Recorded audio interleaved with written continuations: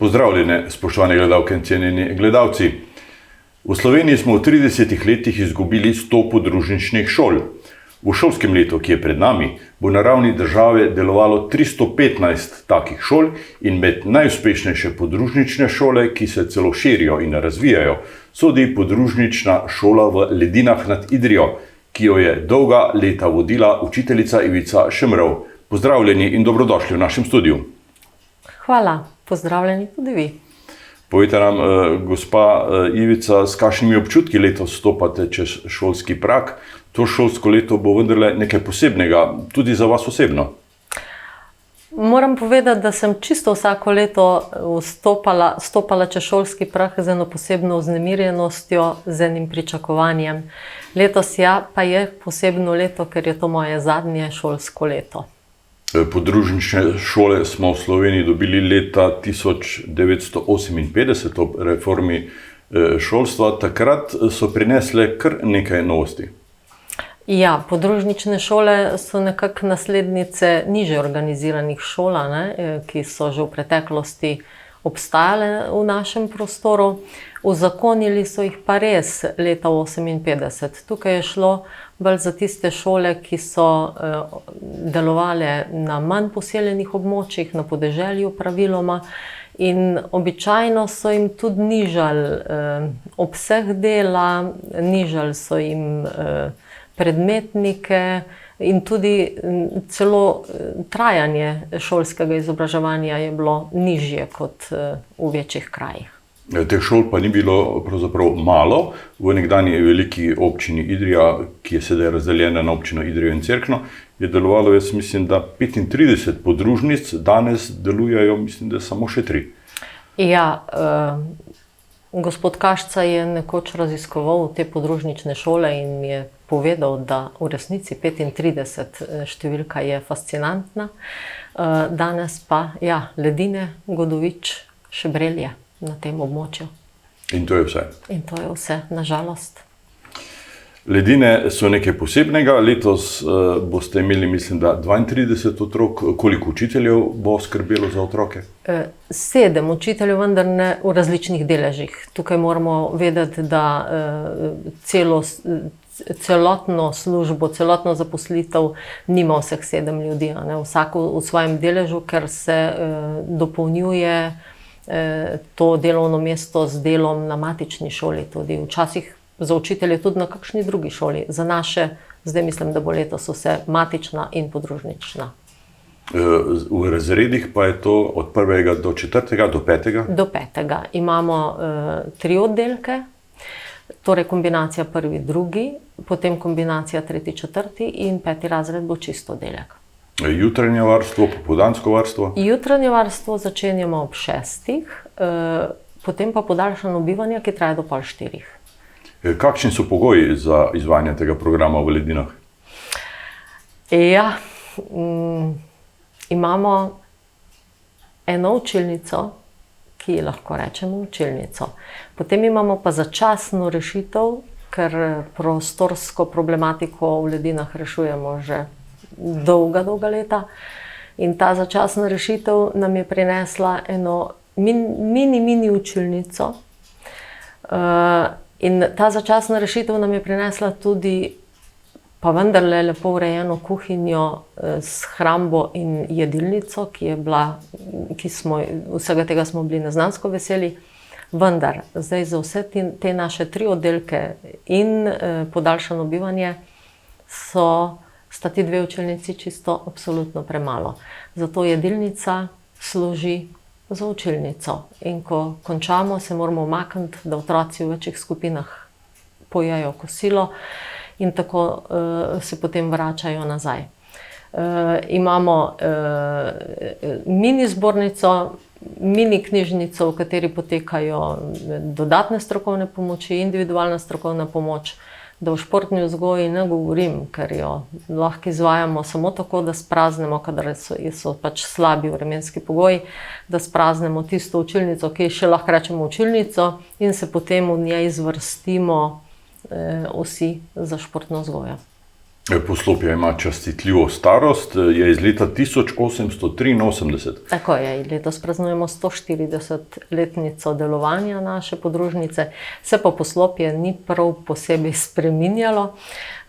V bistvu so pod italijansko zasedbo nekaj dozidali, potem je bilo med vojno porušeno, poškodovano, tako da so obnavljali, in tako kot je leta 1947 je zunanjost stavbe pravzaprav ostala vse do današnjih dni. Občina obljublja tudi telovadnico, se bo to uresničilo? Obljube, ja. Veliko jih je bilo, ampak nekako se mi zdi, da v vseh teh letih, kar sem delala na tej podružnici, ni bilo volje, da bi te obljube udejanjili. Ampak jaz še vedno verjamem, sem nepoboljšljiv optimist, kar se tega tiče, in verjamem tudi zdajšnji župan je obljubil zdaj spet začasno rešitev te velike prostorske stiske, ker veste, naši otroci česa si želijo, ko smo povabili župana na obisk, boljših WC-jev, ker imamo za vse te otroke dve straniščni školjki, eno samo stranišče. In ko kam se odpravljamo, v bistvu že ta mali spet lahko jih tišči na stranišče, preden vsi skozi pridejo. Šola se najbrž ne bo zaprla, ampak bo obstala, tudi otrok je sedaj relativno veliko. Pomemben faktor pri tem so starši. Kako gledajo starši na to, da je šola v kraju?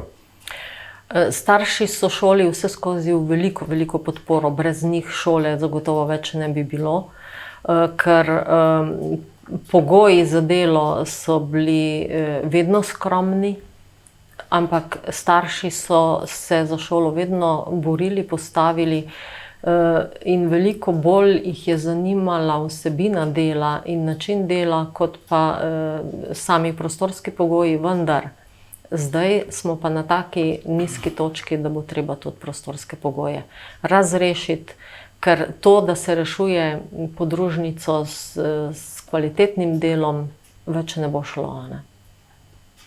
Rdeča nit vašega dela pa je pravzaprav ta kakovost, ki jo omenjate. Tukaj pravzaprav ni umika. Ne. Na podružnici ne more biti umika. Delo na podružnici, sploh na podružnici, manjših podružnicah s kombiniranim poukom, je specifično, je drugačno, in za učitelja, bom rekla, bolj zahtevno, kar se tiče priprave, ne? Ker se moraš pripravljati za 2-3 programske razrede. Vendar otrokom daje mnogo, ne? Ta kombiniran pouk daje otrokom veliko dodano vrednost. Biti pa res mora kvalitetno narejeno, in tukaj, če ni kvalitete, so podružnice ugasnile. Ne? Če ni bilo kvalitete, so ugasnile. V 6. razredu učenci pridejo na matično šolo, takrat se hitro vidi, kako je z znanjem, ne? V redu je, znanje je primerljivo. Tudi mednarodna raziskava, ki jo je svetovalka na Zavodu za šolstvo pred že kar nekaj leti opravila, je pokazala, da na vseh podružnicah oziroma tako organiziranih šolah, tudi po Evropi, je znanje, ki ga otroci prinesejo na matično šolo, najmanj primerljivo, če ne boljše. Čeprav od matične šole v Spodnji Idriji vas loči samo 9 km, vsi pa vemo, da v času predvsem zime so te ceste zelo nevarne. Ti kilometri postanejo zelo dolgi, kadar, tako kot ste rekli, se zgodi kakšna grda zima, kadar se zgodi žledolom, kadar se zgodijo druge vremenske neprilike. Ker moramo vedeti, da tukaj gre za 450 metrov nadmorske višine tudi. Razlike. Razlike v nadmorski višini, kar pomeni, da ko je vreme v Spodnji Idriji tako, je v ledinah že čisto drugačno. Ne? In da ni tako enostavno majhnih 6-letnikov naložiti na avtobus in jih odpeljati, pa ne vedeti, kako bo z njimi. Kakovost pouka v takih majhnih šolah, majhnih sredinah spominja pravzaprav na nek izobraževalni butik, bi lahko temu rekli tako? Lahko. Namreč te podružnice dajo otrokom najprej bližino. Bližino doma, kjer živijo, znano okolje, potem pa seveda manjše število otrok, kar omogoča učitelju, da se vsakemu otroku posveti maksimalno.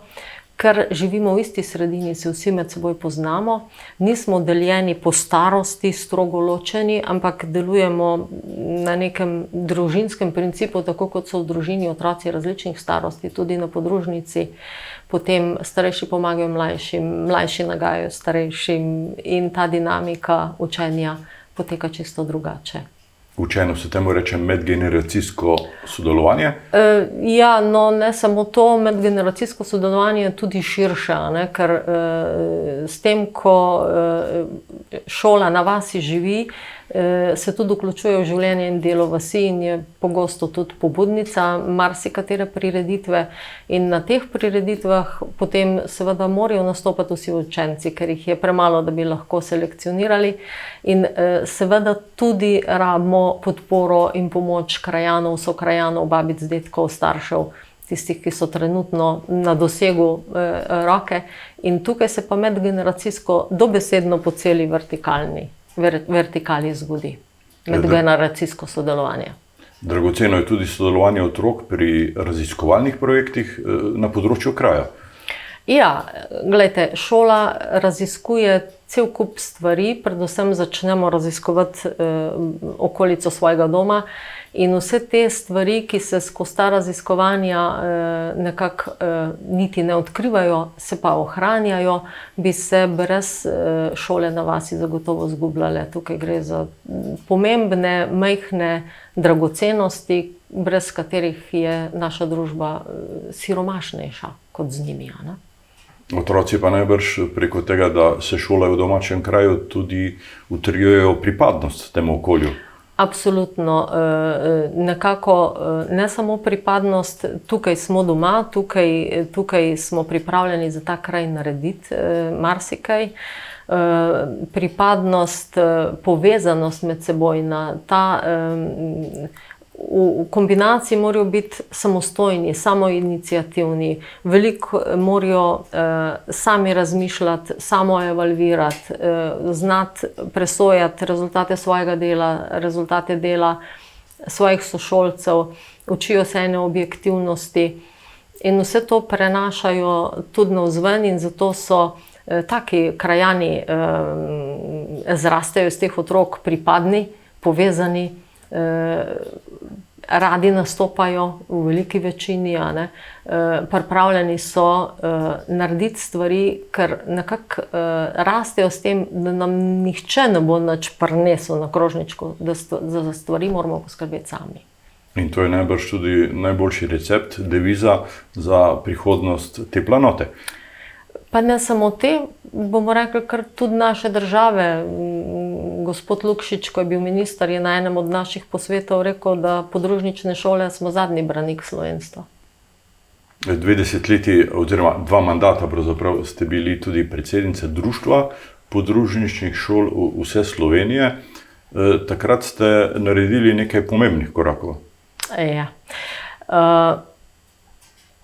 Podružnične šole, nekako jaz sem že začela hoditi v šolo, na podružnično šolo, in so mi zapisane očitno že v moje gene. In ko sem dobila prvo službo, sem jo dobila spet, prvo službo v šolstvu, sem jo dobila spet na podružnici in to v domačem kraju. In nekako učitelji, ali pa saj jaz sem bila prepuščena sama sebi, mentoricam, ki so mi v okviru šole, znotraj šole pomagale na tej poti, da sem shodila in potem odraščala, vendar to mi je bilo nekako premalo. Glejte, za kombiniran pouk ni bilo nobene literature. Andrej Šavli je imel zapisane vse znanosti o pouku v nižje organiziranih šolah v priročniku, v nekem strokovnem posvetu je to bilo iz leta 1955. In potem se je nekako, prav kmalu potem, ko sem jaz začela službo, začelo neko gibanje, med mnogimi učitelji podružničnih šol, ki smo želeli boljšo kvaliteto, ki smo se želeli znebiti te etikete trivialnosti teh šol, ki smo želeli pokazati, da so te šole zelo kvalitetne šole. In začelo se je potem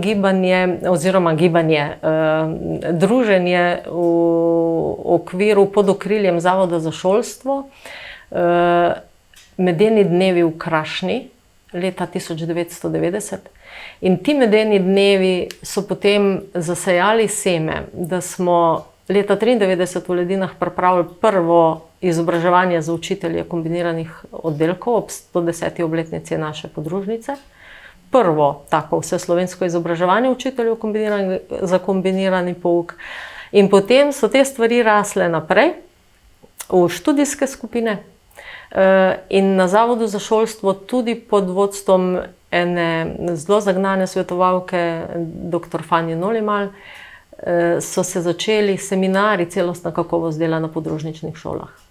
In vse to delo v študijskih skupinah, kjer smo res praktiki sami delali, ne da so nam teorijo podajali tisti iz pisarn, in smo veliko stvari naredili. Vse to je rodilo potem Društvo učiteljev podružničnih šol tudi. Na eni strani je šlo po zavodovi strani, na drugi strani je šlo potem pa po društveni strani, da smo se prizadevali za to, da se kvaliteta dela na podružnicah samo dvigne. In nažalost, ves tisti zagon na zavodu je nekako upadel s tem, ko so umaknili svetovalko na drugo delovno mesto. In edini, ki še skrbi za izobraževanje učiteljev ali pa za eno podporo, za izmenjavo mnenj, je Društvo učiteljev podružničnih šol. Ustanovili smo ga leta 1999 in deluje vse do danes. Je še vedno aktivno? Še vedno aktivno. Leta 1985 ste stopili čez šolski prag kot učiteljica. Kot ste že prej omenili, ste tudi sami hodili v to podružnično šolo in letos spet stopate čez isti prag kot zadnjič pravzaprav v vlogi učiteljice. Zanimivo pa je, da tudi vaša naslednica na tem delovnem mestu vodje podružnične šole je tudi hodila v to šolo. Je neka tradicija pravzaprav. Ja, to so pač na Planoti so skoraj vsi prebivalci moji nekdanji učenci. Ja. Dobro je, če je vodja podružnice domačin. Zelo dobro. Ker to pripadnost, to povezanost s šolo čuti še močneje kot nekdo, kot je rekel moj profesor dr. Troha, ki je socialni tujec, ki prihaja in odhaja, tam opravi službo in gre. Je druga dinamika. In zato sem zelo vesela, da je vodja podružnice naša krajanka, moja nekdanja učenka in res taka super učiteljica spet. V šoli ste morali tako učiti tudi svoje otroke. Kako je bila ta izkušnja? Je posebna. Posebna je ta izkušnja, ampak prijetna. So imeli kakšno prednost? Ne, niso imeli prednosti, prej so imeli kakšno malo višjo zahtevo. Se spomnim, kako je sošolka rekla sinu, ki me je poklical učiteljica. Ja, mama ji reče, ne. Pa se tudi zmenil ni za to, da bi mama rekel, nekako je bilo pravilo, do šole sem bila mama. Ko sva stopila čez prag, sem bila naprej učiteljica. Ko sva šla domov, sem bila do hišnega praga učiteljica, naprej sem bila pa mama. Sedaj ste tudi stara mama. Kako vnuki gledajo na to? Ja, vnuk si je zelo želel, že 2 leti sva skupaj v šolskih prostorih, si je zelo želel, da bi ga učila in je bil nekoliko žalosten, ko je ugotovil, da tudi letos ne bom njegova učiteljica, tista čista prava v razredu. Pa vendarle sva se potem dogovorila, da bova to druženje v šoli, da bo tudi tega druženja v šoli izven ta zaresnega razreda nekaj in da bova pač tam potešila tisto potrebo. šolskih obveznosti boste relativno kmalu rešeni, tako v navednicah. Stik šolo pa boste najbrž tudi kot upokojenka ohranili. Ja, zagotovo. Glejte, na vasi smo vsi povezani med seboj. Šola je del mene, del naše vasi in jaz ne bom šla nikamor, šola ne bo šla nikamor in zagotovo bomo ostali naprej v dobrih odnosih in sem prepričana, da bomo še na marsikaterem področju sodelovali pa še kaj skupaj naredili. Ivica Šemrov, čestitam vam za vse te vaše dosežke pravzaprav, tako v nacionalnem kot tudi krajevnem okviru. Zahvaljujem se vam za ta pogovor in za obisk v našem studiu. Ja, mi je bilo veselje.